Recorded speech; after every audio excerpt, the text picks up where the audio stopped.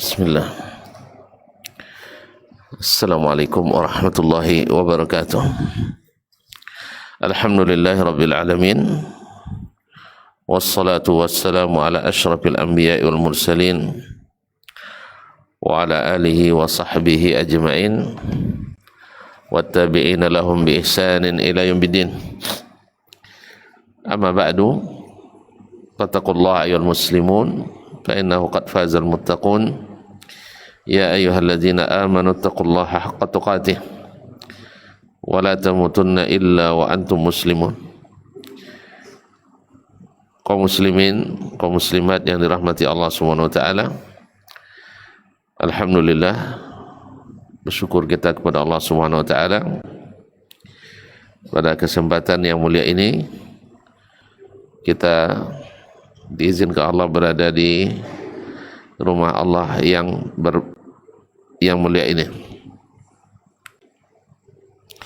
Mudah-mudahan kehadiran kita dinilai sebagai tanda syukur kita kepadanya, dan mudah-mudahan pula menambah catatan amal kebaikan kita bersama. Kemudian salawat dan salam kepada Nabi alaihi salatu wassalam yang kita harapkan mudah-mudahan menjadi ikutan kita untuk keselamatan di dunia dan di akhirat kita. Kaum muslimin, kaum muslimat yang dirahmati Allah Subhanahu wa taala,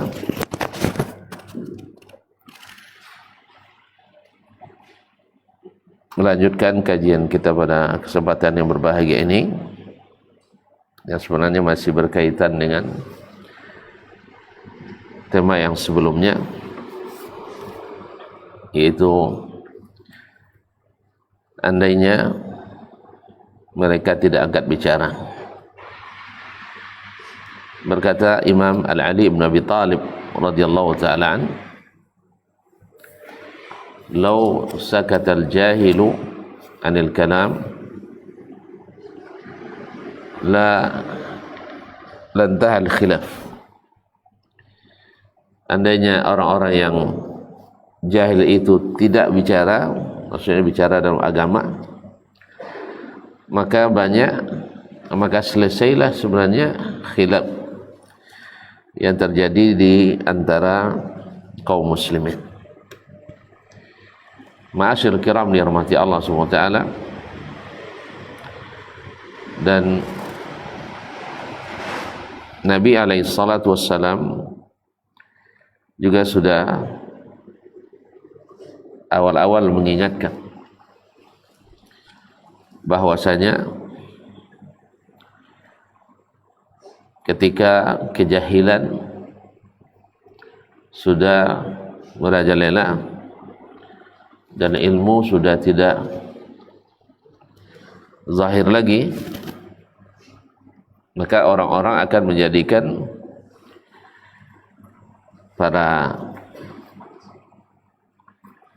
pemimpin agama adalah orang-orang yang tidak berilmu. Lalu mereka dimintakan atau ditanya, lalu mereka menjawab tanpa ilmu, sehingga tersesat dan menyesatkan. Fa'abtau bighairi ilmin fa dhallu wa adallu. Mereka berfatwa tanpa ilmu, lalu mereka sesat dan menyesatkan. Kaum muslimin, kaum muslimat dirahmati Allah Subhanahu wa taala, Nabi berkata alaihi salatu wassalam dalam hadis yang terkenal, fa innahu may ya'ish minkum fasara ikhtilafan katsiran. Sesungguhnya siapa yang hidup di antara kalian setelahku akan melihat perselisihan yang banyak. Kemudian fa'alaikum bisunnati wa sunnatil khulafa ar-rasyidin al-mahdiyyin min ba'di. Hendaklah kalian mengikuti sunnahku dan sunnah al-khulafa ar-rasyidin al-mahdiyyin min ba'di. Tamassaku biha wa'addu 'alaiha bin nawajiz wa iyyakum wa muhdatsatil umur fa inna kulla muhdatsatin bid'ah wa kulla bid'atin dalalah. Dan wa kulla dalalatin finnar. Kaum muslimin dan muslimat dirahmati Allah, sesungguhnya siapa yang hidup di antara kalian, kata Nabi alaihi salatu wasallam, setelahku, maka pasti akan melihat perselisihan yang banyak. Oleh itu penyelesaiannya adalah fa'alaikum bisunnati. Hendaklah kalian mengikuti sunnahku,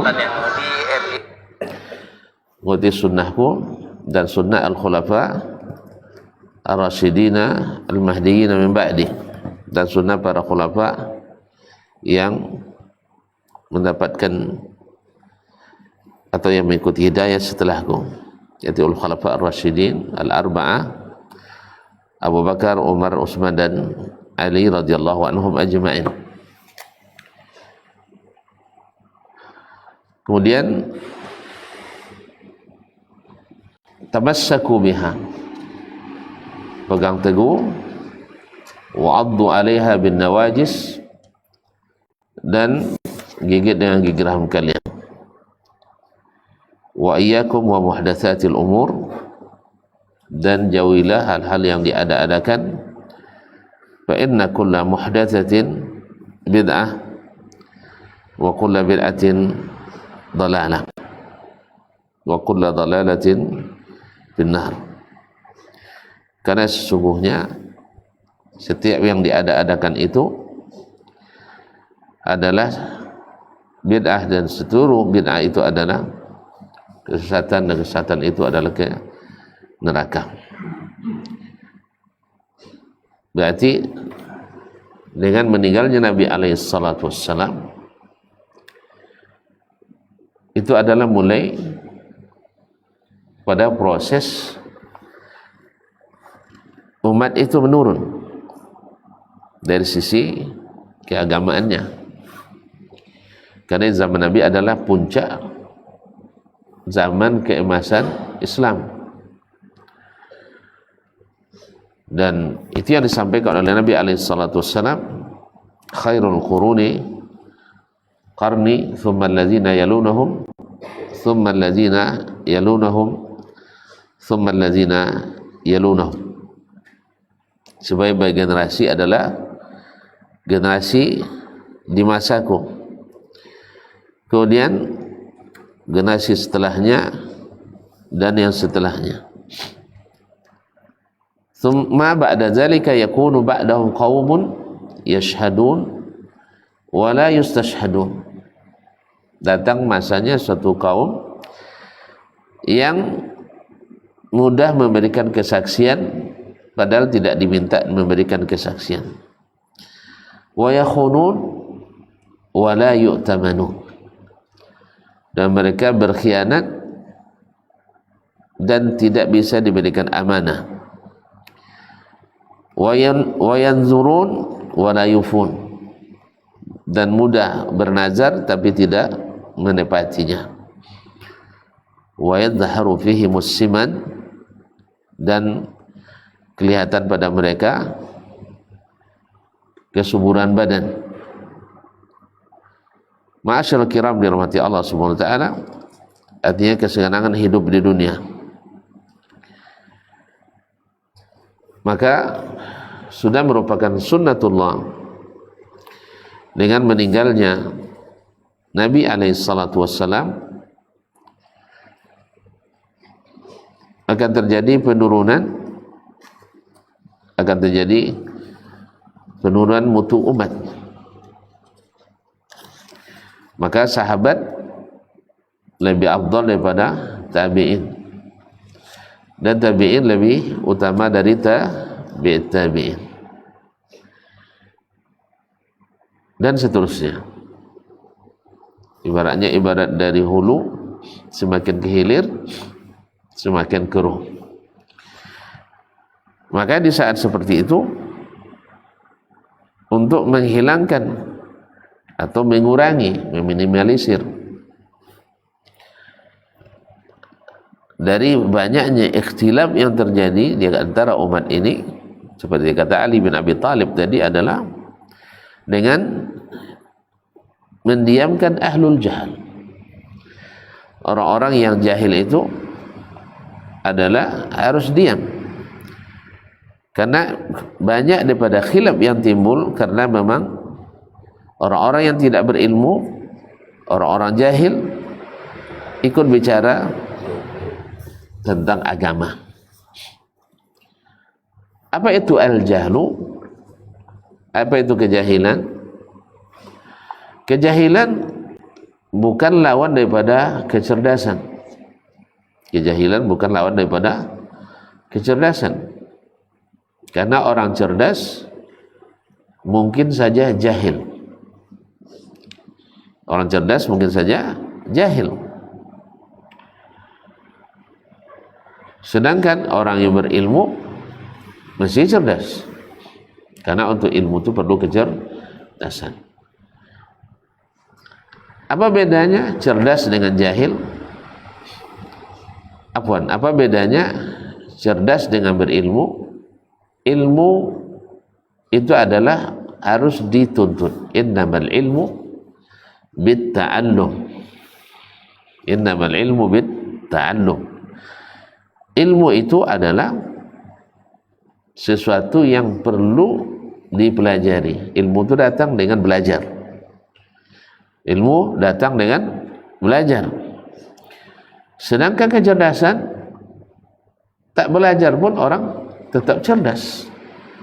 Tak belajar, orang tetap cerdas.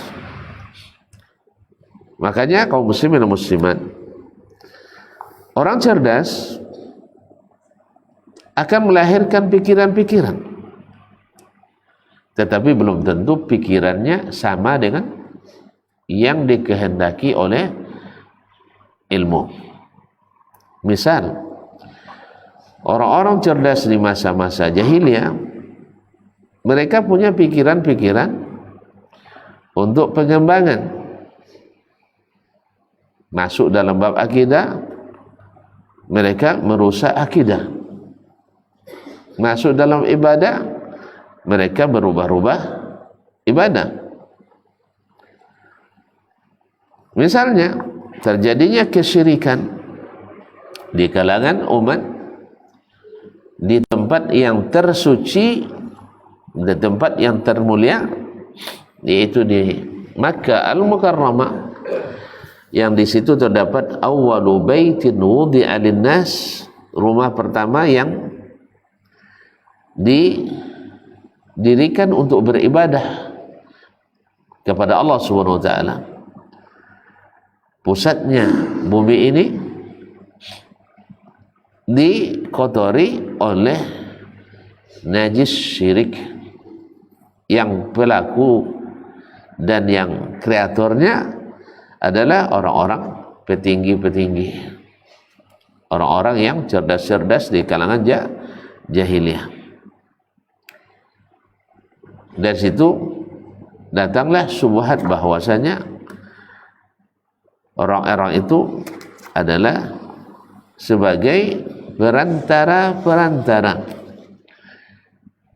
antara hamba dengan Allah Tabaraka wa Ta'ala, dengan alasan ma na'buduhum illa liyuqarribuna ilallahi zulfa. Kami tidak beribadah kepada Allah kecuali kami tidak menyembah mereka, beribadah kepada patung-patung itu kecuali hanya dengan tujuan mendekatkan diri kepada Allah Subhanahu wa taala. Sekarang pertanyaannya, apakah temuan ini yang menurut akal mereka sepakat? Kan sepakat orang jahiliyah ya? Sepakat orang jahiliyah? Sepakat. Ijma'. Artinya yang tidak ikut itu dianggap ijma' sukuti. Ijma' mereka menjadikan patung-patung itu sebagai perantara.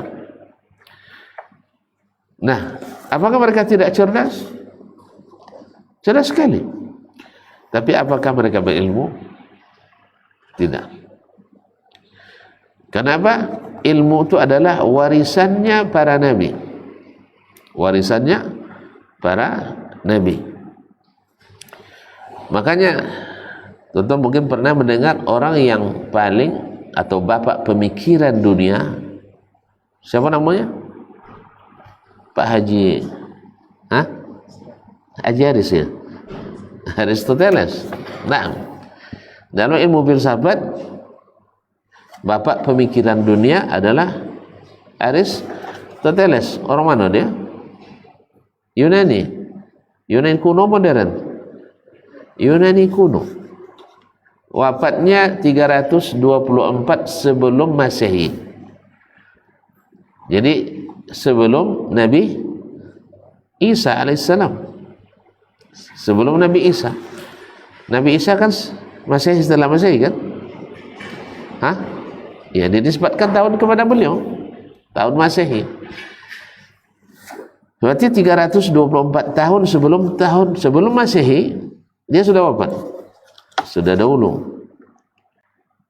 Berarti kalau disebut bapak pemikir dunia, berarti orang cerdas apa bukan?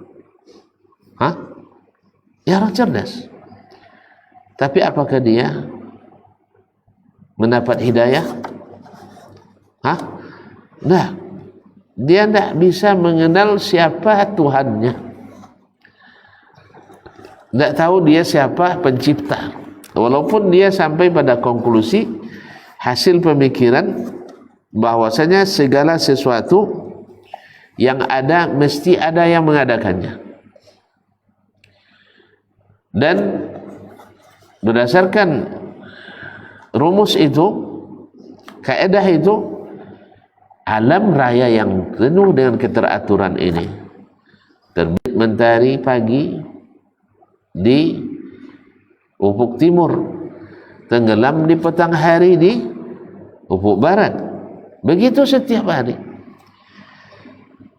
Malam berganti siang, siang berganti malam, teratur. Dan ribuan planet-planet yang ada di ruang angkasa tak saling bertabrakan. Subhanallah, padahal semuanya bergerak. Semuanya bergerak. Coba ambil 5 batu kita, pasti bertabrakan. Nah, ini semuanya.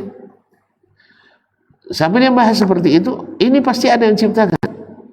Dan ini bukan kekuatan biasa, bukan manusia, bukan jin, tapi ada pencipta. Tapi siapa dia? Chuaris? Dia bilang faktor X. Kalau faktor X, berarti dia tidak tahu. Kenapa dia tidak tahu Tuhannya? Karena tidak berilmu. Maka Nabi tegaskan dalam hadisnya, innal anbiya'a lam yuwarrithu dinaran wala dirhaman, innama warrathul ilma, faman akhadha bihi faqad akhadha bihadhin wafir. Para nabi itu tidak mewariskan dinar dan tidak mewariskan dirham. Sebab untuk cari dinar dan dirham tidak perlu ilmu. Tanpa berilmu orang kayo. Kita tengok yang kayo-kayo, yang tinggi sekolah itu yang tidak sekolah. Ustaz, yang banyak PT. Orang kaya-kaya yang tinggi sekolah itu yang rendah sekolahnya. Serius ya? Sebut namanya siapa-siapa. Semuanya atau rata-rata bukan orang kaya, bukan orang sekolah. Sehingga ada anekdot, kalau mau panjang catatan rekeningnya, jangan panjang catatan gelar akademisnya. Semakin panjang catatan akademisnya, lakopnya, titelnya, maka semakin pendek angka saldo rekeningnya. Sah? Iya enggak? Tapi yang tanpa gelar, Masya Allah, rekeningnya buncit. Makanya kaum muslimin, Nabi itu tak mengajarkan cari dinar, cari dirham. Artinya bukan itu dakwahnya. Walaupun itu masuk dalam dakwahnya, tapi itu bukan fokusnya. Sebab apa? Tanpa Nabi dan Rasul, orang pandai cari piti. Makanya yang paling kaya di zaman Nabi Musa siapa? Qarun. Sekolahnya Enggak tamat fakultas ekonomi, enggak sekolah dia paling kaya. Masya Allah. Yang paling cerdas hari itu menterinya Firaun, Haman. Tentu ada yakin dia cerdas. Tuh piramida masih ada sekarang karyanya, jadi keajaiban dunia.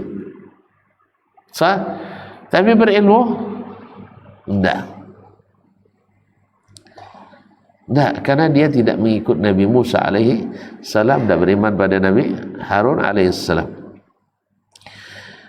Tapi kaum muslimin dan muslimat dan seterusnya. Jadi orang-orang jahiliyah itu adalah orang-orang yang cerdas-cerdas tapi tidak berilmu. Nah, itulah sebabnya Ali bin Abi Thalib radhiyallahu ta'ala tahu mengatakan, andainya orang jahil itu tidak ikut bicara agama, banyak masalah perselisihan ini diselesaikan. Banyak masalah perselisihan terselesaikan. Tapi ketika orang-orang jahil, orang-orang jahil ikut berbicara agama, akhirnya banyak yang tersesat dan disesatkan. Karena apa? Dasar bicaranya adalah hawa. Dasarnya adalah nafsu. Yang tuan-tuan tahu bahwa hawa dan nafsu itu lahir dari pemikiran dan perasaan. Lahir dari pemikiran dan perasaan. Oleh itu kaum muslimin dan muslimat dirahmati Allah, Abdullah bin Mas'ud radhiyallahu anhu mengingatkan kita juga dulu. Innakumul an fi zamanin yakthuru fihi al-ulama.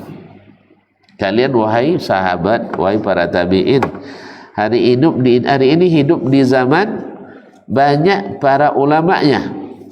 Wa yaqillu fihimul khutaba, dan sedikit penceramahnya. Yang banyak adalah ulama. Sedangkan penceramah khutaba sedikit. Wa sayati zamanun alaikum yakthuru fihi al-khutaba wa yaqillu fihi al-ulama. Banyak ahli retorika, banyak para penceramah, tapi sedikit ulama. Makanya kaum muslimin dan muslimat, ada kata hikmah. Kalau Ibnu Rajab mengatakan min amthali atau min ahsani ma yuqal fi hadzal babul ilmi. Kata Ali bin Abi Thalib juga radhiyallahu taala, al-ilmu nuqtah. Al-ilmu nuqtah. Ilmu itu asalnya hanya satu titik. Nuqtah, titik. Tahu titiknya? Tulis titik. Itulah asal ilmu sebenarnya, satu titik. Walakin katharaha al-jahilun atau al-juhala. Yang membuat banyaknya adalah orang-orang jahil. Makanya para ulama bicaranya pendek-pendek. Tapi kalau para khutbah bicaranya panjang-panjang. Seolah-olah ilmu isinya semua, padahal disimpulkan kesimpulannya mungkin satu baris. Makanya ada teman saya dokter, salah seorang dosen mengatakan, kita ini hari ini Ustaz lebih alim daripada Ibnu Katsir dalam ilmu tafsir. Kenapa? Ibnu Katsir menafsirkan 5 ayat setengah halaman. Awak setengah ayat 5 halaman. Kan ya? Nah, Nabi, kita lihat khutbah Nabi alaihi salatu wassalam. Kalau lihat khutbahnya di Haji Wada, tidak sampai 5 menit. Sah? Tapi isinya kalau dijabarkan dalam khutbah kita hari ini, bisa 5 kali Jumat tidak selesai. Dan setiap khutbah hari Jumatnya minimal 30 menit. Jadi ilmu itu asalnya titik. Tapi dibanyakkan oleh orang-orang jahil. Ya, mungkin karena jahilnya masyarakat semuanya, sehingga satu perkataan tidak cukup untuk memahami. Makanya di zaman Nabi SAW, beliau tidak panjang khutbahnya, solatnya yang lama. Kalau kita, khutbah yang panjang, solat sangat pendek. Bukan pendek lagi, sangat pendek. Sekarang kalau sudah orang dibacanya, ya rakaat pertama amma yatasaalun tuh udah sesak napas itu, udah panjang mulanya. Sah? Kalau dulu kan di salat maghrib aja surat Al-A'raf 1 rakaat. 1 rakaat surat Al-A'raf 206 ayat. Nah, kemudian surat Qaf, seperti kata seorang sahabat, pertama saya dengar dari Nabi Al-Quran adalah surat Qaf, dibacanya di salat maghrib 2 rakaat pertama sampai selesai. Awak Qafnya Allahu Akbar. Itu kan juga itu. Semakin cepat semakin ini. Kalau Nabi SAW ketika sholatnya, iktidalnya sampai Anas mengatakan seolah-olah Nabi lupa sudah rukuk atau belum, saking lama iktidalnya. Kalau kita kadang iktidalnya banyak makmum yang ketinggalan, belum sempat bangkit lurus ke atas, imamnya sudah sujud. Subhanallah. Jadi kaum muslimin dan muslimat dirahmati Allah SWT, jadi hari itu kata Imam Abdullah bin Mas'ud radhiyallahu ta'ala, hari khutbah ulamanya banyak dan khutbahnya sedikit. Maka kaum muslimin dan muslimat, coba kita lihat, kalau para ulama-ulama besar ketika ditanya suatu masalah, jawabannya pendek-pendek dengan jawaban dengan ayat. Tapi kalau kita yang ditanya, lama muter-muternya. Apa sebab? Karena ulama besar itu murid-muridnya ustadz-ustadz besar. Ketika yang ditanya ustadz-ustadz kecil ini, tentu yang nanya jemaahnya orang awam. Kalau dia seperti saya tidak paham nyerah. Nah, itu pasal panjang-panjang jawabannya. Sahih? Kalau ketika kita duduk misalnya di majlis Syekh bin Baz rahimahullah, lalu ditanyakan kepada suatu soalan, dia jawab, "Majus, yang bagi liqauli ta'ala," karena Allah mengatakan begini, wa qala sallallahu alaihi wasallam, selesai. Tapi kalau kita bilang enggak boleh langsung, marah jemaah. Ustaz langsung jangan tembak di atas kuda, Ustaz. Harus kan muter-muter dulu. Nah, itu baru jelas. Kaum muslimin dan muslimat dirahmati Allah SWT. Jadi ilmu itu pada asalnya nuqtah. Dulu Al-Quranul Karim dan sunnah Nabi alaihissalatu wassalam itu sudah cukup bagi orang untuk beragama lengkap dunia dan akhirat. Sah? Sekarang beribu jilid, berjuta jilid kitab dibangun, tapi tak selesai urusan dunia, tak selesai urusan akhirat terbengkalai. Habis waktu untuk baca buku, tak sempat untuk melaksanakannya. Sahih? Dulu enggak. Mereka baca satu ayat langsung diamalkan sesuai dengan yang ditunjukkan Nabi SAW. Makanya Imam Ahmad ketika berdebat dengan Ahmad bin Abi Du'ad, dia jawab selalu dengan qala Allah, qala Rasulullah. Imam Ahmad bilang haddatsana fulan, sampai Rasulullah SAW. Apa kata Ahmad bin Du'ad? Kalau Quran Sunnah tak cukup agama originnya. Subhanallah. Kalian bilang tak cukup, Nabi bilang cukup, Allah bilang cukup. Kalian bilang tak cukup. Mana yang benar? Allah mengatakan al-yawma akmaltu lakum dinakum. Kalian bilang belum sempurna. Nabi bilang alaikum bisunnati wa sunnatil khulafa ar-rasyidin al-mahdiyyin min ba'di. Tamassaku bihaddu bil nawajiz. Jauhi yang diada-adakan. Kalian bilang enggak. Harus ada yang diada-adakan. Subhanallah. Akhirnya Imam Ahmad mengatakan subhanallah.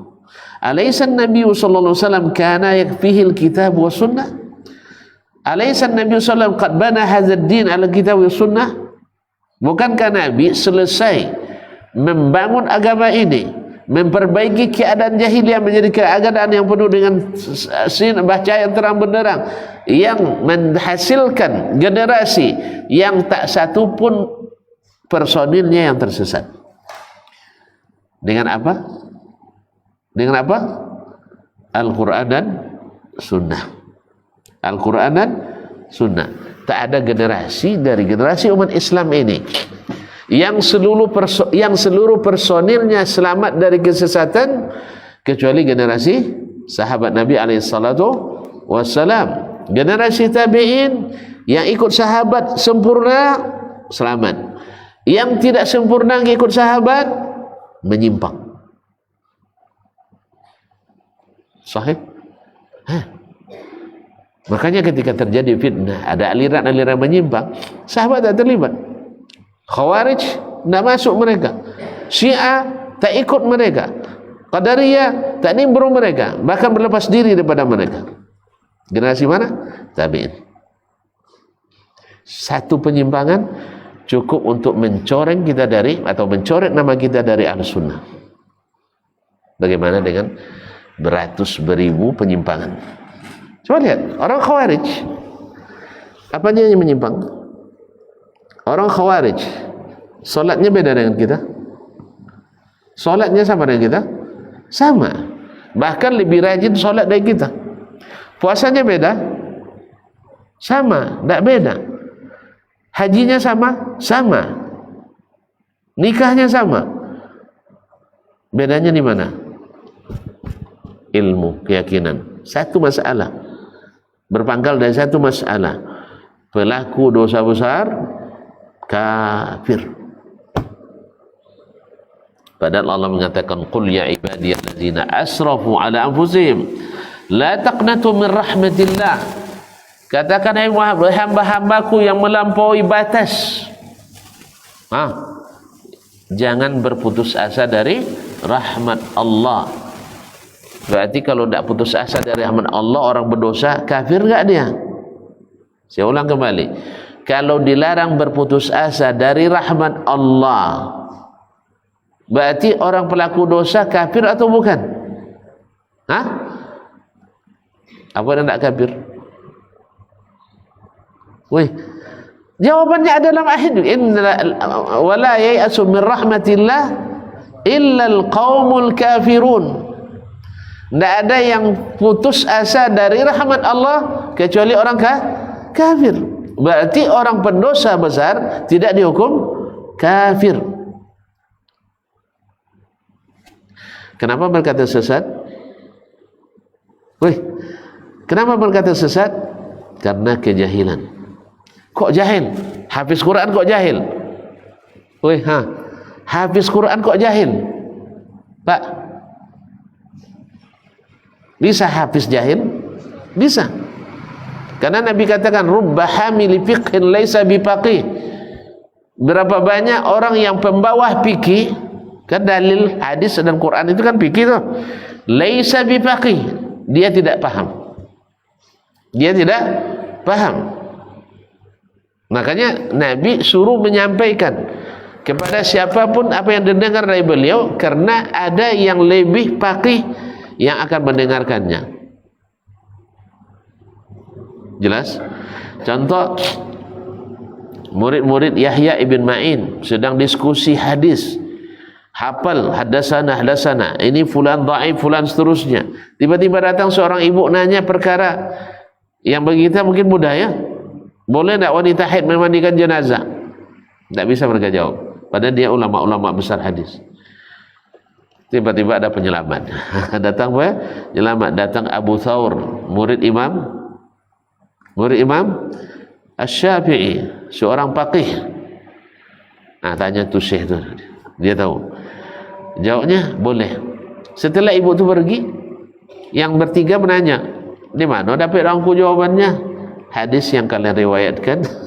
Hadis yang kalian riwayatkan. Ya Aisyah, nawilinil humrata minal masjid. Aisyah, ambilkan alat solat saya dari masjid. Kata Aisyah, inni haid, saya sedang haid. Nabi katakan, inna haidataki laysat biyadiki, haidnya kamu bukan di tanganmu. Karena Aisyah tidak mau masuk masjid kan, tidak perlu masuk, ambil dengan tekan, karena pintu masjid dengan rumah Nabi adalah sangat atau berbatasan langsung. Ada kaum muslimin dan muslimat dirahmati Allah Subhanahu wa taala. Kenapa tidak tersesat? Karena jahil. Kenapa jahil? Karena jahil tidak ngambil ilmu dari sahabat, tidak mau mengakui senioritas sahabat. Kenapa? Gurur dengan ibadahnya, yang sebagian mereka lebih hebat ibadahnya dari sebagian sahabat, dengan kesaksian Nabi alaihissalam, tahqiruna salatakum ila salatihim, kalian akan merasa minder membandingkan salat kalian dengan salat mereka. Gurur mereka, hafalan Quran mereka kuat-kuat sehingga gurur, sombong dengan hafalannya, tidak mau menerima kebenaran. Puasa, jago puasa, akhirnya gurur dengan itu sehingga menganggap sahabat tak perlu jadi ikutan lagi. Demikian juga dengan aliran-aliran lain yang lahir, yang sumber semuanya adalah karena kejahilan. Kejahilan di sini yang saya maksudkan bukan jahil dalam semua bab, tidak. Bab yang mereka ini sesat di dalamnya, disitulah mereka jahilnya. Buktinya Al-Khawarij ketika ditemui oleh Abdullah bin Abbas dan diajak berdiskusi, berdialog, subhanallah, 3.500 orang bertobat dan kembali ke jalan yang benar. Rupanya mereka salah terima dari ulamanya yang tidak berguru pada ulama sahabat, hanya memahami sendiri sesama mereka. Dan ini yang terjadi kaum muslimin. Jadi yang gerakan-gerakan seperti ini kadang-kadang mau menerima kecuali dari syekh lingkungan mereka. Dan pada umumnya ahlil hawa, ahlil bid'ah tidak mau menerima kecuali dari komunitas syekh mereka saja. Apa sebab? Karena mereka sudah diberikan racun pemikiran, semua yang datang dari luar lingkungan itu adalah kesesatan. Sehingga mereka framing, mereka lah yang benar semuanya, yang lain salah. Itulah semua ahli bid'ah. Semua ahli bid'ah mengklaim mereka yang benar, yang lain salah semua. Nah, akhirnya menuduh ahli sunnah juga seperti itu. Kadang-kadang kaum fanatis dari yang ahli sunnah pun juga terkena virus seperti ini. Akhirnya datang lagi fanatisme. Dan itu rata-rata datang dari kejahilan. Kalau tidak ngaji sama Ustaz Dasman, jangan dengar. Akhirnya fanatis lagi. Itu semuanya akibat kejahilan personil dan individu. Wallahul musta'an. Cuma bedanya, ada yang sesat berjamaah, ada yang sesat sendiri. Ada yang sesat berjamaah, ada yang sendiri. Kalau sesat berjamaah bikin aliran. Tapi kalau sesat sendiri, dia sebenarnya di jalan benar tapi ngajak orang, atau dia sendiri yang tersesat tidak mengajak orang, yang disebut dengan bukan dai. Baiklah kaum muslimin dan muslimat, karena waktu masuk sudah azan sudah masuk, kita dengarkan azan terlebih dulu.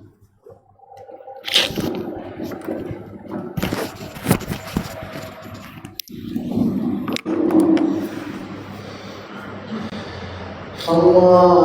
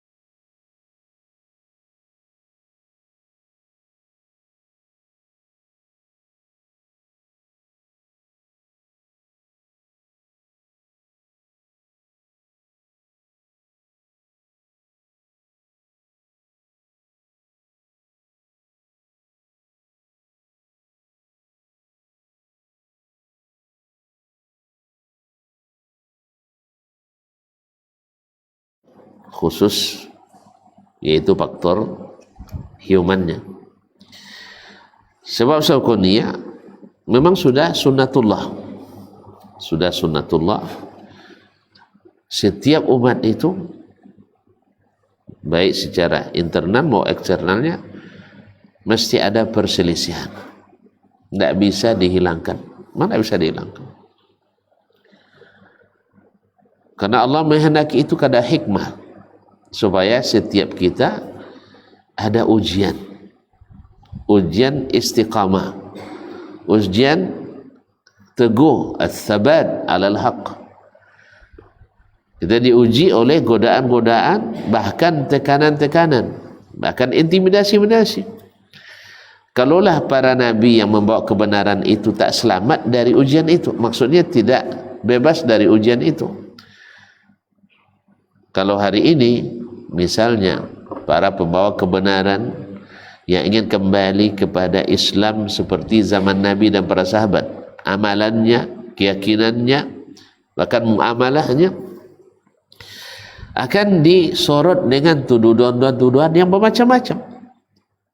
Kalau ahli pemikiran menuduh kita tidak menggunakan akal dan otak. Kalau orang-orang yang mengandalkan rasa, yaitu seperti orang-orang sufi menganggap kita orang-orang yang tidak beradab, tidak menghormati ulama, dianggap tidak menghormati ulama. Kalau kita katakan misalnya ada orang yang menyesatkan orang, dianggap sebagai ulama tapi membawa kesesatan. Banyak nama-nama dalam sejarah yang disebutkan oleh para ulama, bahkan dikafirkan oleh para ulama karena gulu dalam berakidah, dalam tasawuf misalnya. Tapi kalau kita sebutkan ini dianggap tidak menghormati ulama.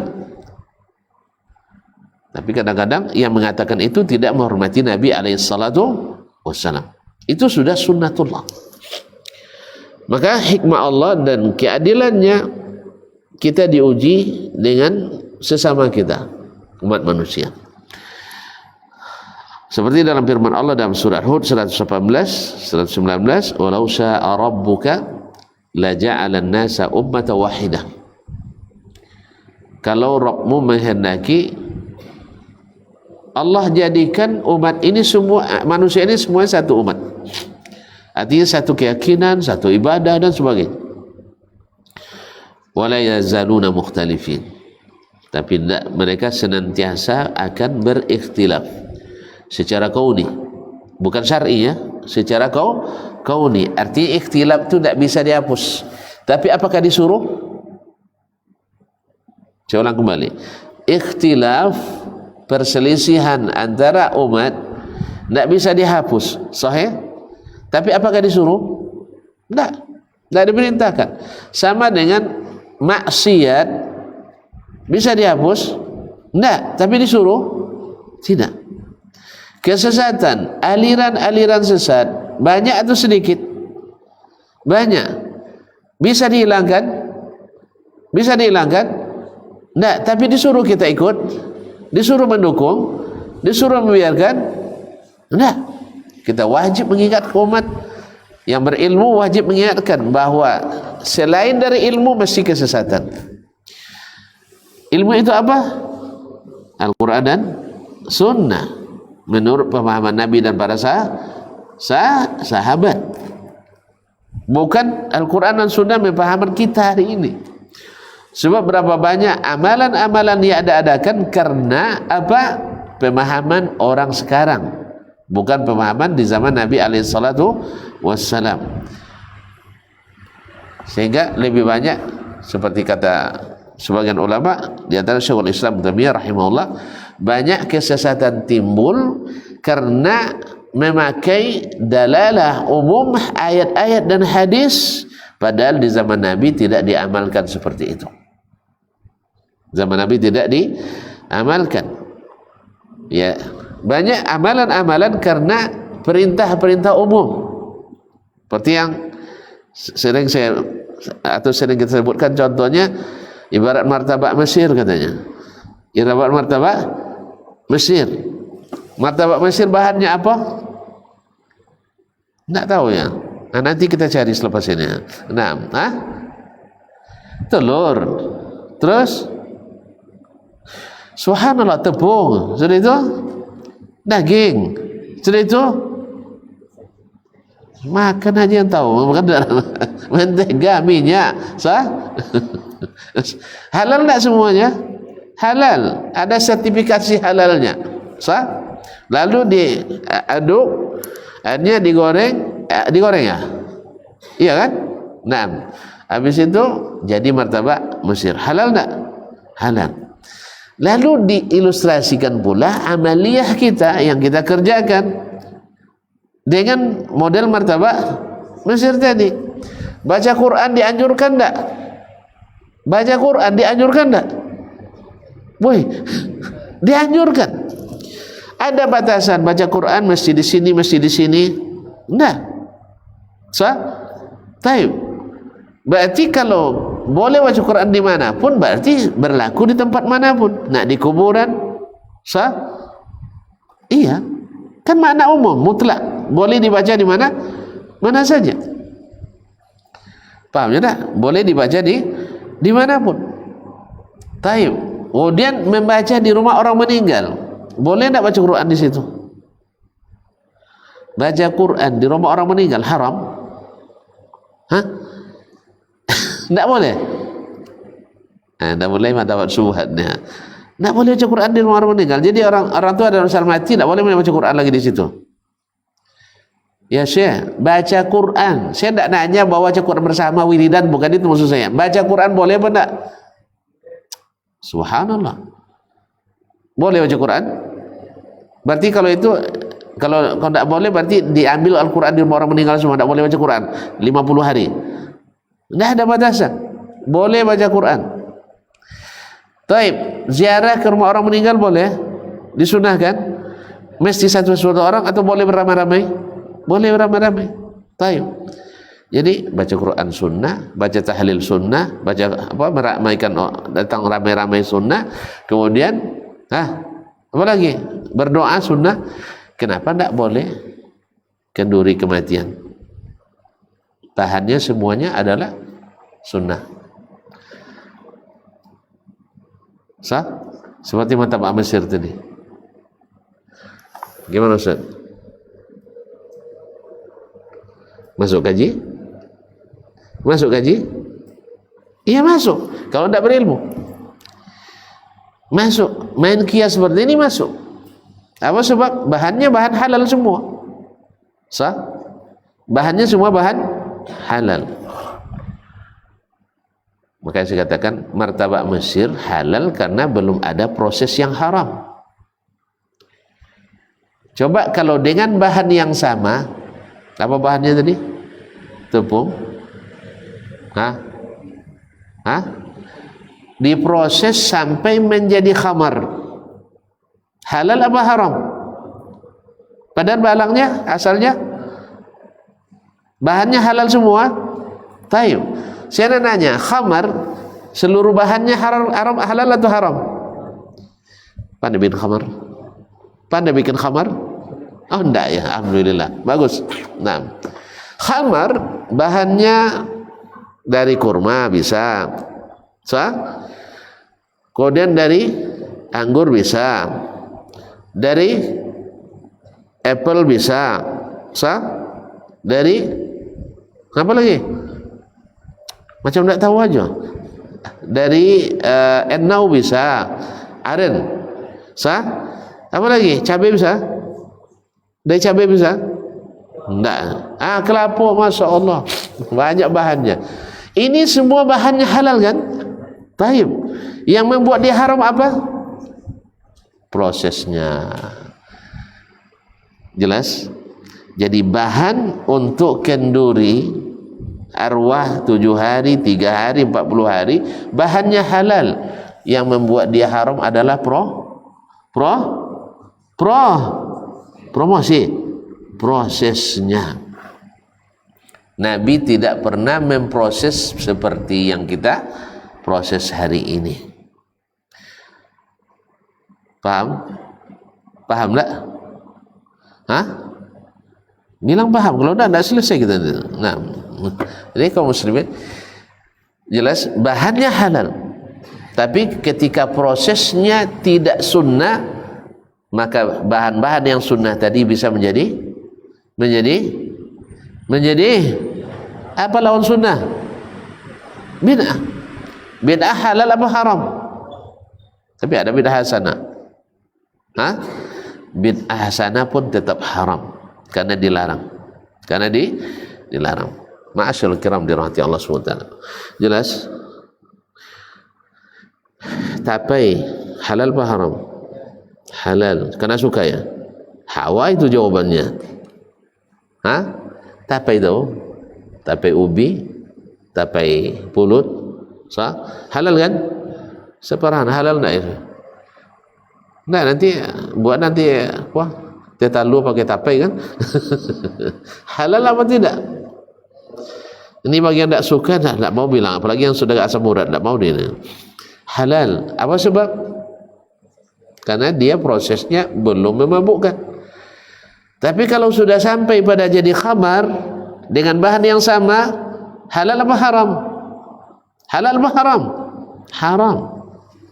Karena sudah jadi khamar, bahannya sama. Jadi agama tidak bisa diilustrasikan seperti bikin martabak Mesir. Inilah kecerdasan berpikir tapi tidak berdasarkan ilmu. Apa sebab? Yang mengatakan baca Quran itu disuruh, yang mengatakan mengunjungi orang yang dapat musibah kematian itu disuruh, yang mengatakan baca tahlil itu berat timbangannya berat dalam timbangan di akhirat, Nabi alaihissalam.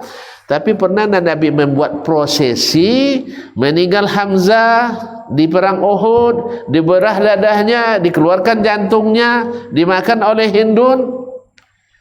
Lalu dia bilang, kaum muslimin, ini keluarga Hamzah sedang bersedih, ayo kita ramai-ramai ke rumahnya, masing-masing baca Quran, masing-masing 1 juz, habis itu kita doa, tahlilan bersama. Ada proses ini? Ada proses seperti ini oleh Nabi? Ada. Kok tidak ada jawabannya? Enggak ada. Berarti kalau tidak ada, berarti proses itu tidak legal. Kalau tidak legal berarti tidak sunnah. Walaupun dalil umum semuanya mengatakan itu sunnah. Dalil umum mengatakan itu sunnah, sama juga dengan bahan martabak Mesir tadi. Dengan bahan yang sama, kalau prosesnya beda, bisa jadi haram. Jelas? Taib. Kita disuruh oleh Nabi at-taghanni bil Quran, yaitu melagukan Al-Quran. Taib. Berarti melagukan Al-Quran sunnah. Taib. Andainya ada orang melagukan Al-Quran dengan iringan gitar, atau dengan piano, atau dengan seruling, atau dengan langgam Jawa, atau dengan irama Minang, atau dengan lancang kuning, lagu Melayu, dendang Melayu, macam mana? Boleh? Dalil umum mengatakan disuruh melagukan Al-Quran. Laisa minna laman lam yataghanna bil Quran. Tidak termasuk golongan kami orang yang tidak melagukan baca Al-Quran. Jelas kan? Hah? Boleh tidak kita melagukan Al-Quran dengan alat musik? Tidak. Nah, jadi proses menentukan hasil, walaupun bahan sama, bahan halal bisa jadi haram karena proses tadi.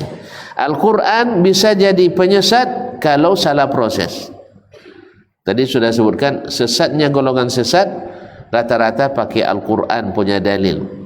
Sesatnya Mu'tazilah menolak semua sifat Allah dengan Al-Quran, laisa kamitslihi syai'un, tidak ada yang serupa dengan Allah. Karena takut menyerupakan dengan Allah, dinafikan semua sifat Allah yang ada dalam Quran dan hadis.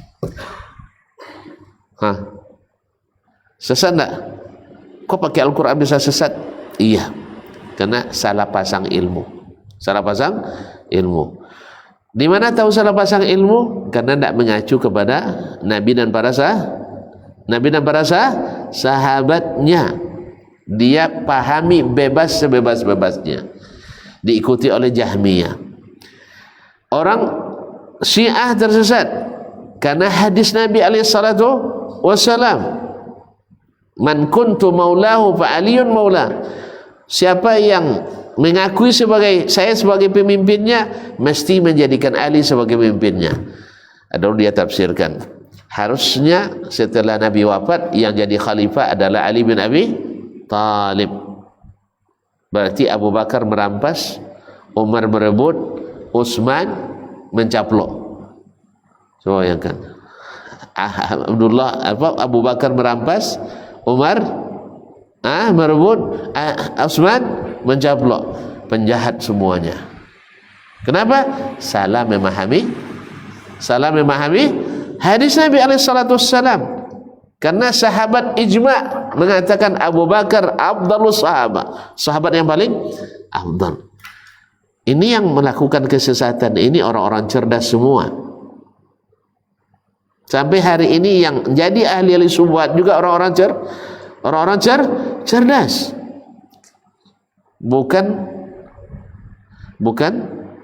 berilmu, atau berilmu tapi tidak menggunakan ilmunya. Mungkin dia tahu, cuman karena kepentingan sesaat atau 2 saat, kepentingan, kan banyak kepentingan. Ada kepentingan dakwah katanya, ada kepentingan politik, ada kepentingan pilihan dan sebagainya. Yang tidak syar'i jadi syar'i, yang awalnya haram jadi halal. Itu biasa terjadi. Bukan kadang-kadang bukan karena tidak berilmu, tapi karena meninggalkan ilmu. Saya ulang yang kata-kata, penyebab orang sesat, 1 tidak berilmu, 2 meninggalkan. Sebab orang tersesat di jalan karena 1 karena tidak tahu, berarti tidak berilmu. 2 karena tidak mau tahu, dia berilmu tapi tidak ikutinya. Jadi penyebab orang tersesat, 1 tidak tahu, 2 tidak mau tahu. Dia tahu tapi tidak mengikuti yang dia ketahui. Akhirnya dia tersesat juga dan menyesatkan. Ma'asyiral kiram dirahmati Allah SWT. Jadi sudah merupakan hikmatullah kita diuji dengan sebagian yang lain. Jadi tidak bisa dihilangkan khilaf. Iya, tapi tidak disuruh. Kita tidak diinstruksikan, bahkan tidak disuruh untuk memelihara khilaf. Buktinya Allah dan Rasul perintahkan, kalau kalian berselisih, kembalikan kepada Allah dan kalau kalian berselisih, kembalikan kepada Allah dan Rasul sallallahu alaihi wasallam. Kalau sudah kembali kepada Allah Rasul, berarti kalau Allah perintahkan ketika berselisih kembali pada Allah, berarti firman Allah mesti menyatukan kita. Kalau belum menyatukan kita, berarti masih ada yang salah paham. Maka mesti kembali kepada sunnah Rasulullah sallallahu alaihi wasallam. Dari kembali kepada sunnah belum juga menyatukan, berarti salah paham terhadap sunnah Nabi alaihi salatu wasallam. Berarti kita harus tahu siapa mereka yang benar memahami sunnah Nabi dan Al-Quranul Karim. Tidak lain adalah generasi sahabat Nabi alaihi salatu wasallam. Kemudian ini kan kadang-kadang ada orang mengembalikan katanya ikut sahabat, diberikan kepadanya hadis dari sahabat, dia tidak ikuti. Maka manhaj kita ikhwan, yang dimaksud yang para sahabat, yang pertama tentu yang mereka sepakat semuanya, mereka sepakati mengamalkannya. Kalau personilnya lalu yang lain tidak melaksanakan, tidak disebut dengan manhaj sahabat. Manhaj sebagian ini tetap perkataannya, perbuatannya harus diukur dengan Al-Quran dan sunnah Al-Quran dan sunnah Nabi dan ijma'. Ini kadang-kadang tidak diambilnya perkataan seorang sahabat lalu dianggap situ sebagai manhaj as-salaf. Tidak, kecuali tidak ada mukhalifnya. Artinya semua mereka melaksanakan, diikuti yang lain, tidak ada mukhalif, tidak ada yang berbeda pendapat. Iya, paham maksud saya? Yang dimaksud dengan manhaj sahabat, manhaj salaf, sepakat mereka. Kalau terjadi khilaf, maka perkataan sebagian tidak jadi hujah bagi sebagian yang lain. Jelas? Jelas? Misalnya sebagian ustaz mengamalkan, yang lain tidak. Ustaz ini jadi hujjah. Jelas? Taib. Sebagian sahabat mengamalkan, lalu Nabi meninggalkan dan sahabat yang lain meninggalkan. Dia yang diikuti semuanya? Hah? Wajib dia diikuti sendiri? Wajib? Enggak. Berarti maka yang dimaksud dengan manhaj as-salaf itu, yang pertama yang mereka sepakat semuanya melakukannya. Jelas? Tapi ada orang personil yang melakukan, tidak diikuti yang lain, bahkan yang lain mengingkari, itu tidak disebut dengan manhaj salaf. Ini sebagian mengatakan di Quran ada nggak? Nggak ada. Di hadis ada nggak? Nggak ada. Amal sahabat ada nggak? Nggak ada. Tapi ada satu tabi'in yang melakukan, dianggap itu sebagai manhaj salaf. Ini keliru. Makanya kadang orang berbicara tentang sesuatu yang bukan bidangnya, dia nggak tahu isi daripada rumah kita, bicara tentang atas nama kita, tentu salah nih, Bu. Maka kata Imam Ibnu Hajar mengatakan, man takallama fi ghairi fannihi ata bil ajaib. Orang yang bicara bukan pada bidangnya, banyak anehnya nanti. Banyak anehnya, banyak penyimpangannya. Maka yang kita maksud dengan al-manhaj as-salafi, manhaj salaf itu yang disepakati oleh para ulama salaf. Sedangkan kalau ada sebagian yang melakukan, maka perkataannya diukur dengan Al-Quran dan sunnah Nabi dan kesepakatan sahabat yang lain. Jelas? Yang kedua, menisbatkan perkataan, perbuatan ke sahabat mesti sahih. Ini kadang-kadang ketemu di buku, betul ada dalam buku, dilewatkan misalnya dari sahabat, dari Asy-Sya'bi, dari Al-Ansar, mengamalkan itu, tapi antara perawi dengan Asy-Sya'bi tidak ada sanadnya dah. Hanya disebutkan dalam kitab si fulan, misalnya kitab Al-Khallal. Antara Khallal dan Asy-Sya'bi itu jaraknya ada 2 syekh lagi atau 3. Siapa perawinya? Tidak tahu. Maka ini namanya hadis mu'dhal. Tidak, sanadnya lemah sekali. Tidak bisa dinisbatkan sabit dari sahabat. Walaupun yang berkannya ulama besar, tapi sanadnya terputus, maka tidak sabit. Atau dinisbatkan kepada Atha bin Abi Rabah, tapi hanya disebutkan, tidak ada sanadnya, berarti tidak sahih.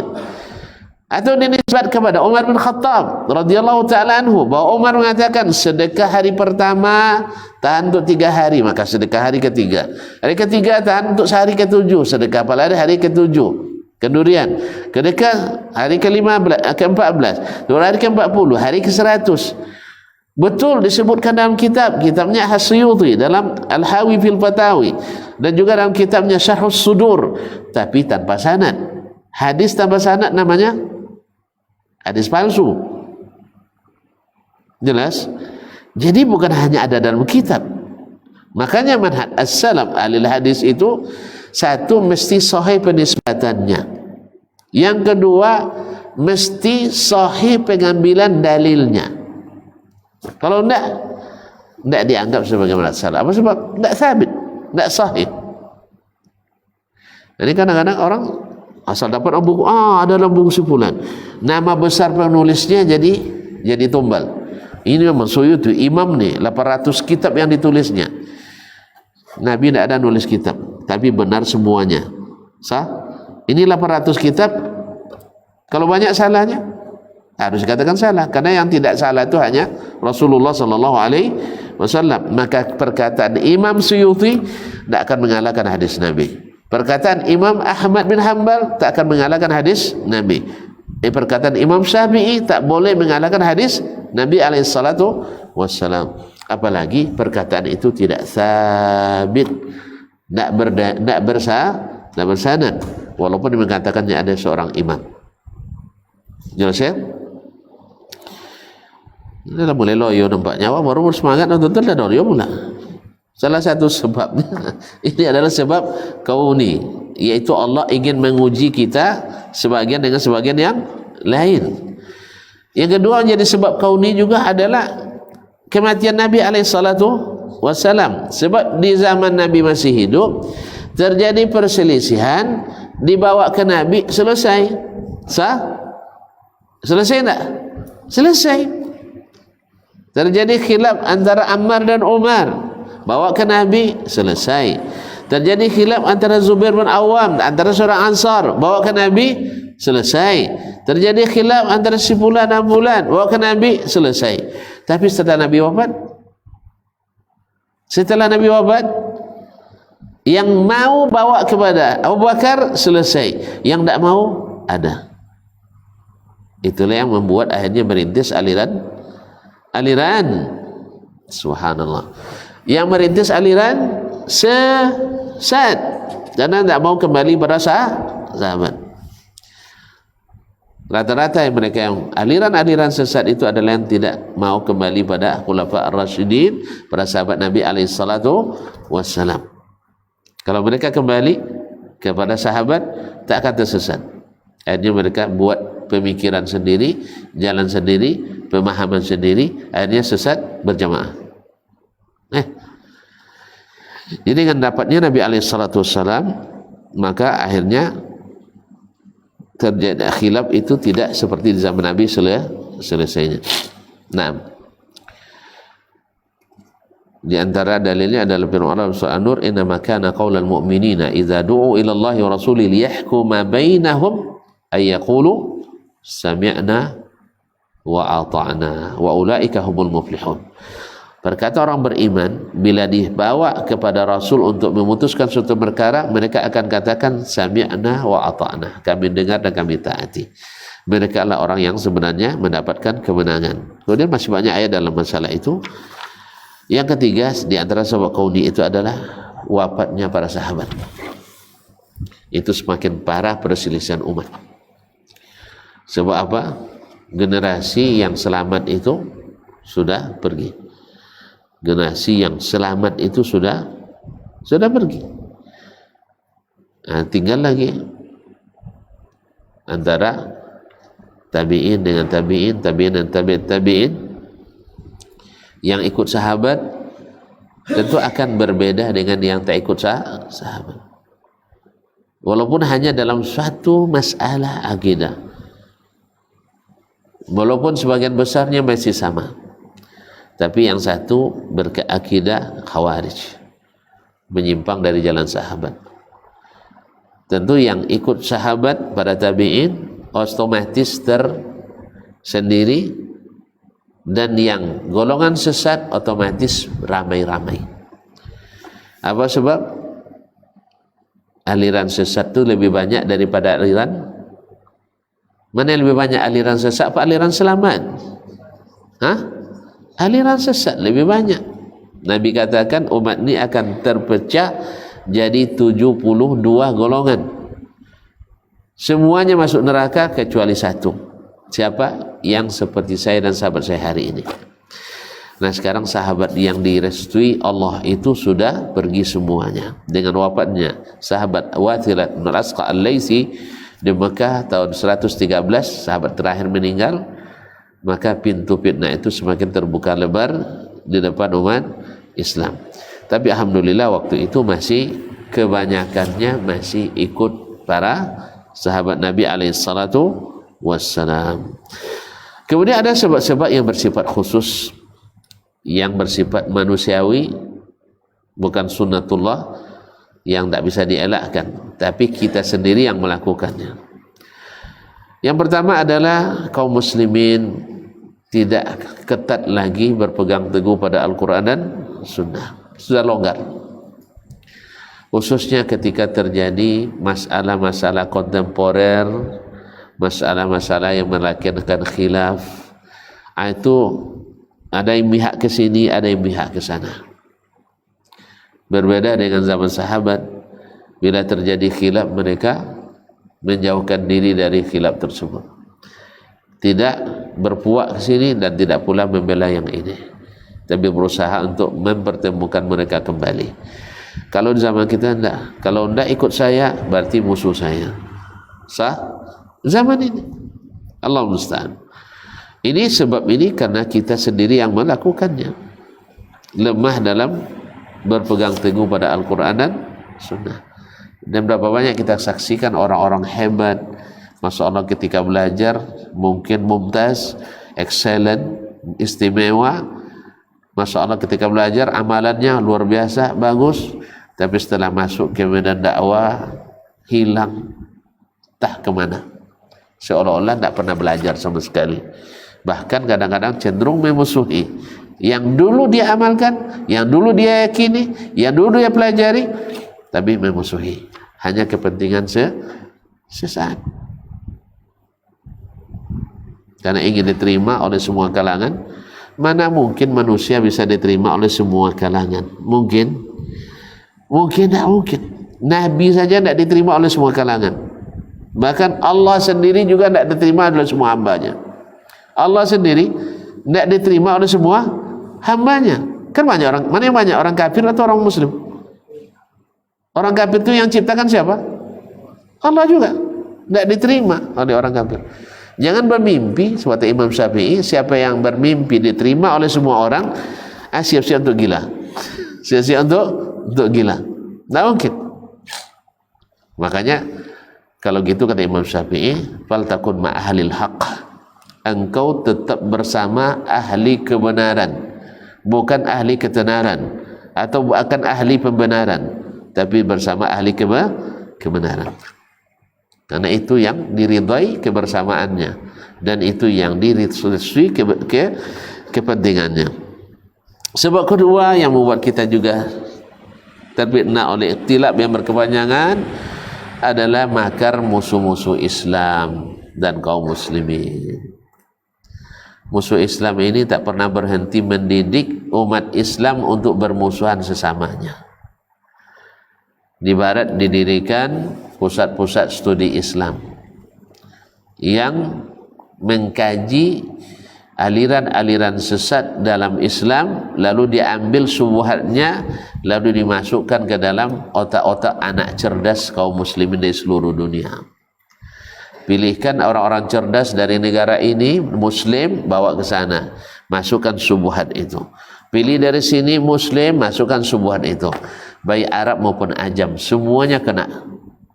Dan mereka punya anggaran lebih besar dari anggaran APBN kita. Lebih besar daripada satu divisi agama dan budaya dunia, ya kabarnya 3 kali APBN kita. Kabarnya. Mau tahu langsung aja ke sana ya. Nah, bayangkan dididiknya orang-orang cerdas yang kurang ilmu, lalu dimasukkan subuhat itu.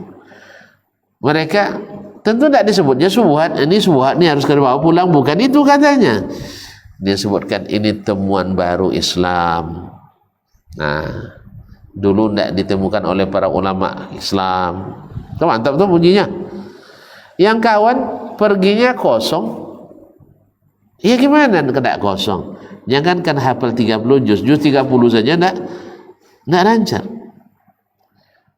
Jangankan pernah baca tafsir dengan guru, ya tafsir juz amma aja tidak selesai. Kalaupun ada yang baca buku sudah selesai, buku yang banyak pula kesesatan di dalamnya. Bawa ke barat. Akhirnya jadi itu. Kemudian belum lagi yang di dalam tubuh umat Islam sendiri yang sengaja disusupkan dan disisipkan kaum munafikinnya. Nasallahu salamatul afiyah.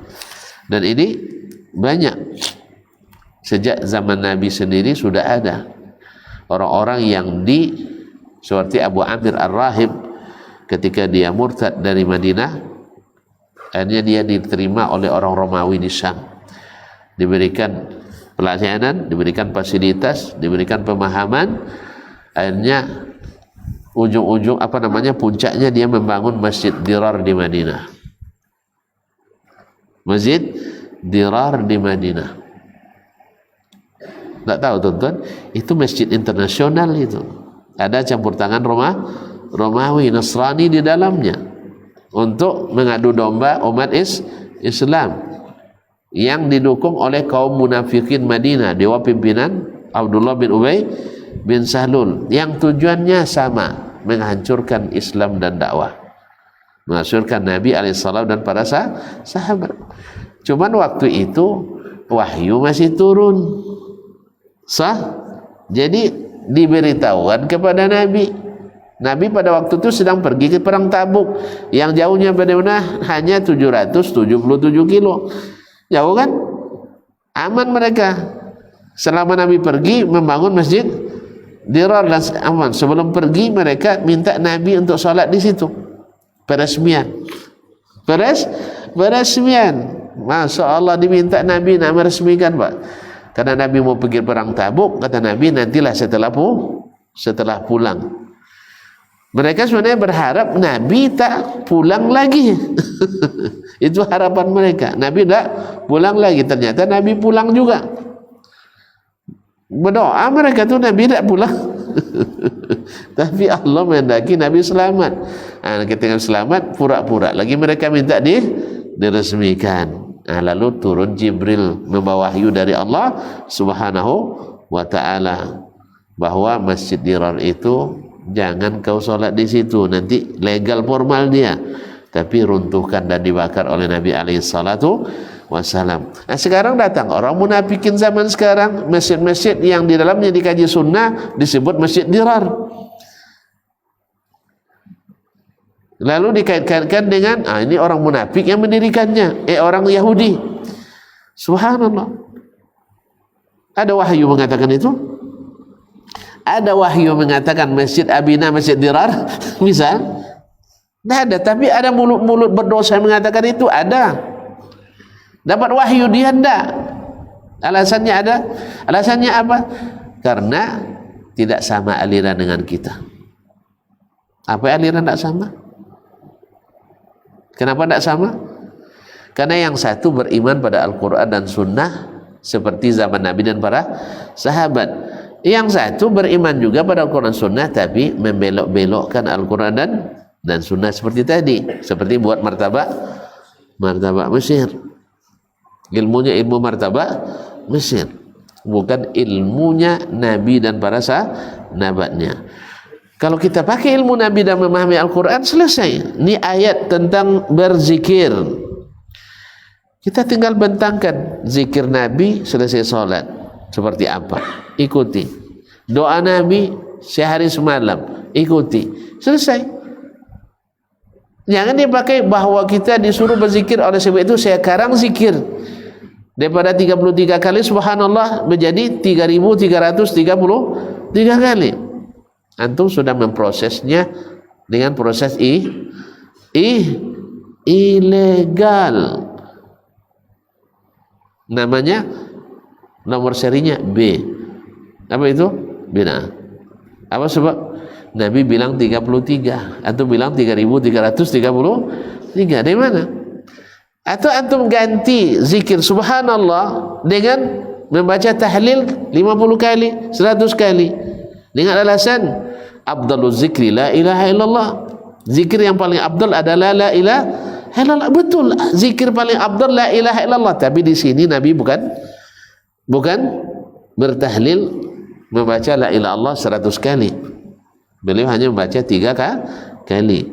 Dan di salat maghrib dan subuh ada riwayat dalam Tabrani di dalam Al-Awsat 10 kali la ilaha illallah wahdahu la syarikalah lahul mulku wa lahul hamdu wa huwa ala kulli syai'in qadir.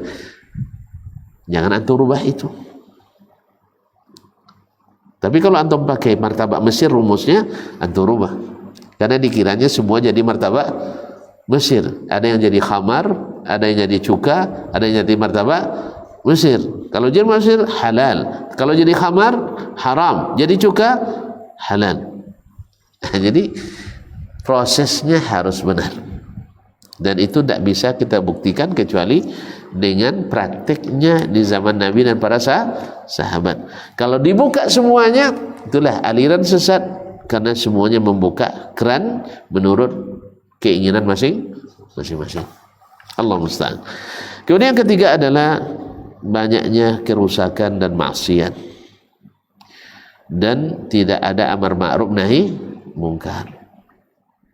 Kita hari ini nengok orang membuat maksiat cenderung apatis, tidak bisa melakukan amar ma'ruf nahi mungkar.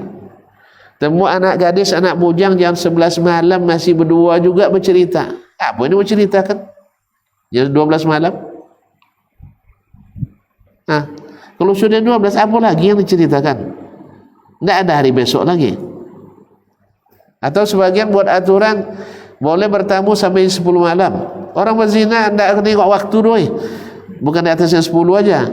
Ada hari-hari. Makanya aturan tidak bisa. Tamu perempuan tak boleh masuk di kos laki-laki. Laki-laki tak boleh masuk di perempuan. Karena kucing dengan ikan tak bisa ditinggal. Malu-malu kucingnya je. Tentu malu-malu kucing. Hah? Apa makna malu-malu kucing? Apa makna malu-malu kucing? Pak, apa disebut malu-malu kucing? Nengok sedikit aja dah diambilnya itu. Makanya tidak bisa diberi aturan. Yang namanya mungkar. Masuk ke kamar perempuan laki-laki yang tidak ada hubungan, itu mungkar, tidak boleh. Lalu kita legalkan. Nah, ketika itu sudah merajalela, makanya menjadi kebiasaan yang tidak bisa dicegah. Akhirnya terjadi khilaf berkepanjangan di antara kita. Kan menimbulkan khilaf. Semua tidak boleh aja katanya. Bukan semua tidak boleh. Ini yang anda melakukan memang semuanya tidak boleh. Apa sebab? Kami tidak tahu. Kenapa tidak tahu? Karena tidak gaji. Apa nak gaji? Jangan gaji ke masjid juga tidak. Solat juga tidak. Gimana mau tahu? Oleh sebab itu kaum muslimin dan muslimat menegakkan pilar amar ma'ruf nahi mungkar itu adalah kewajiban yang paling berkewajiban melakukannya adalah waliul amri.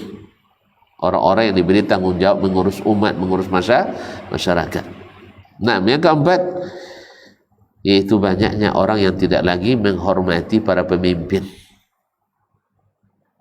Ya, dimulai dengan demo, unjuk rasa, menurunkan paksa, dan sebagainya.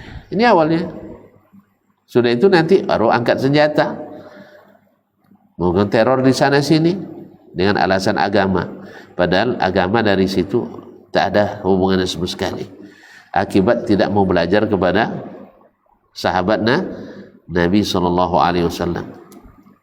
Para sahabat itu bukan tidak menghadapi banyak masalah yang kita hadapi, kemungkaran-kemungkaran yang dilakukan oleh para pemimpin. Bukan tidak ada, tapi mereka tidak mau mencabut ketaatan karena Nabi melarang itu. Selama masih mendirikan solat, kalian tidak boleh khuruj. Maksiat tetap harus diingkari maksiat, tapi tidak boleh membuat kita melawan kepada orang-orang yang diamanahkan memimpin kita. Dan itu bagian tak terpisahkan dari akidah ahli sunnah wal jamaah. Ya, kalau ada yang mengatakan mereka itu adakan sebuah pemberontak, karena memang mereka tidak paham kita. Mereka tak bisa membedakan menghukum syirik perbuatannya dengan menghukum musyrik pelakunya. Ketika kita menyebut bahwa mendoa kepada orang yang di kuburan itu adalah syirik, oh, dikeluarkannya kita dari Islam katanya. Mudah ngapir-ngapirkan orang. Woi, bukan mudah ngapirkan orang. Ada 5 stasiun yang harus kita lewati untuk menghukum orang kafir. Tidak bisa langsung dihukum. Mereka tidak bisa, sehingga disebutlah kita khawarij. Asal bikin dosa besar keluar dari Islam, karena mereka tidak paham. Ketika kita mengisbat sifat Allah, disebut kita mujassimah. Padahal yang mujassimah itu aliran sesat. Kita ketika mengatakan Allah bersifat, bukan berarti kita menyamakan dengan sifat makhluk. Antum sendiri yang baperan sebenarnya. Ketika saya bilang, Ustaz kemana? Ke bengkel ngapain? Memperbaiki kaki-kaki mobil. Terbayang kaki rusak oleh tuntut? Ketika sebut kaki-kaki mobil, terbayang kaki meja? Tak paham. Ketika kita menyebut kaki-kaki mobil, ada kaki-kaki? Ada. Taib. Ketika sebut kaki-kaki mobil, terbayang kaki saya? Enggak kan? Tapi ketika sebut kaki Allah, kok terbayang kaki saya? Berarti ada masalah di akal antum. Ada masalah di pemikiran antum. Ketika menyebut wajah, muka buku, terbayang oleh kalian muka Ustaz? Ini muka buku kan? Terbayang muka saya? Enggak. Tapi ketika disebut muka Allah, wajah Allah, kenapa terbayang wajah saya? Berarti ada masalah dengan pikiran antum. Paham? Makanya menisbat wajah bagi Allah tidak mesti sama dengan wajah makhluk. Nah, kalau ada yang mengatakan menuduh itu berarti pikirannya sedang masalah. Apa sebab? Mengambil jalan lain selain jalan Nabi dan para sahabat. Allah musta'an. Ya, oleh sebab itu kaum muslimin dan muslimat, kita hindari fitnah-fitnah ini. Ya, khilaf memang tak bisa dihilangkan, tapi tidak dianjurkan. Jelas penyimpangan, kesesatan tidak bisa dihapus, tapi kita disuruh menghindari. Ada yang sesat, nggak boleh didiamkan, harus kita ambil tangannya, kita tarik, jangan sampai dia tersesat. Maksa juga dia, marah dia, tahan. Karena orang kalau udah tahu nanti kita menyelamatkan, baru berterima kasih. Sekarang kan karena belum tahu, dia nak jatuh ke jurang, dia tidak tahu, terpaksa kita tarik. Kadang terkilir tangannya gara-gara tarik. Tapi kalau tunjukkan, kalau tidak saya tarik tadi bapak tuh, berterima kasih tidak dia? Terima kasih. Cuman masalahnya bedanya besok baru di akhirat baru nampak. Sah? Atau ketika dia sudah mau belajar ilmu. Oh, ternyata amalan saya selama ini tersesat ya Ustaz. Iya, apa sebab? Karena tidak ikut Nabi dan para tidak ikut Nabi dan para sahabatnya. Oleh sebab itu, kembali ke tema kita awal, andainya orang-orang yang tidak berilmu itu tidak ikut bicara. Ini masalahnya, ilmu itu hanya satu titik asalnya, tapi karena dikembangkan, dipecahkan oleh orang-orang yang tidak berilmu, akhirnya panjang dan menarik berbagai permasalahan dan problematika. Mudah-mudahan Allah mudahkan kita untuk menghindari segala hal yang merugikan agama kita, merugikan umat kita, dengan membuang energi banyak untuk perselisihan yang sebenarnya tidak perlu. Obatnya apa? Kembali pada Al-Quran dan Sunnah, mengikuti pemahaman para sahabat Nabi Sallallahu Alaihi Wasallam. Yang kita maksud dengan pemahaman sahabat adalah ijma'nya mereka. Ijma'nya mereka. Adapun pendapat personil harus diukur dengan Al-Quran, Sunnah dan ijma'. Karena pendapat personil tidak bisa dijadikan sebagai acuan untuk semuanya. Dan kalaupun itu sabit dari dia, maka mesti dijelaskan dengan hujjah di Al-Quran dan Sunnah Nabi SAW. Tapi kalau sudah ijma', ini harus dipegang teguh, karena ijma' adalah hujjah yang disepakati. Wabillahi taufiq wal hidayah. Wallahu ta'ala alam. Wa sallallahu ala nabiyyina Muhammadin wa sallam. Wassalamualaikum warahmatullahi wabarakatuh. Barometer amal kita saleh tak salehnya di salat kita. Bila salat kita ikhlas dan sesuai dengan sunnah Nabi SAW, maka insya Allah amalan yang lain. Ini aktivitas ini membantu saya di akhirat atau akan menyulitkan saya di akhirat. Kalau seandainya perbuatan itu ternyata akan menyulitkan kita di akhirat kelak, tinggalkan perbuatan itu. Anta ni'mal jund. Kamu adalah sebaik-baik prajurit. Coba lihat. Kamu adalah sebaik-baik prajurit. Maka tujuannya adalah menghancurkan kehidupan rumah tangga.